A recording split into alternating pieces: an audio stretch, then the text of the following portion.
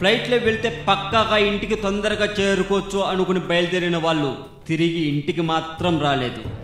మరి వాళ్ళంతా ఏమయ్యారు? కోట్లకు కోట్లు ఖర్చు పెట్టి తయారు చేసిన ఆ ఫ్లైట్ ఏమైంది? ఫ్లైట్ నంబర్ MH370 మార్చి 8, 2014 ఉదయం 6:30 కౌలాంపూర్లో బయలుదేరిన ఫ్లైట్ కోటబారు సిటీ అప్పుడే దాటింది.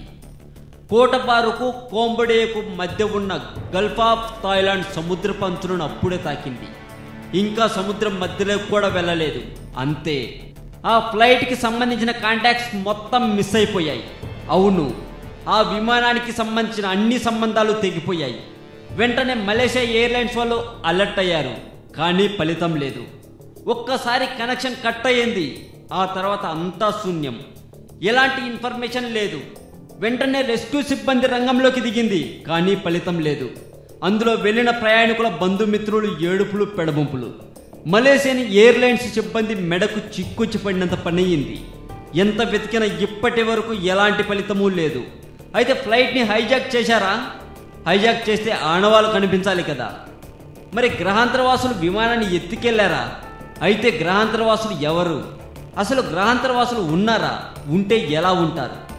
ఎవరైనా చూశారా? మరి చూడకపోతే ఊహా చిత్రాలు ఎలా వచ్చాయి? భూమిని పోలిన మరో గ్రహాలు ఉన్నాయి, ఈ విషయం తెలుసు. కానీ ఆ గ్రహాలపై జీవం ఉందా? ఇలా ఎన్నో అంతుపట్టని విషయాలు. ఆ ఫ్లైట్ కోసం ఇప్పటికీ వెతుకుతూనే ఉన్నారు. కానీ ఫలితం మాత్రం శూన్యం. ఈ వీడియో మీకు నచ్చినట్లయితే లైక్ చేయండి, షేర్ చేయండి. ఈ వీడియో మీద మీ కామెంట్ కూడా పోస్ట్ చేయవచ్చు. ఇలాంటి మరింత సమాచారం తెలుసుకోవడం కోసం సబ్స్క్రైబ్ చేయండి తెలుగు మోజో.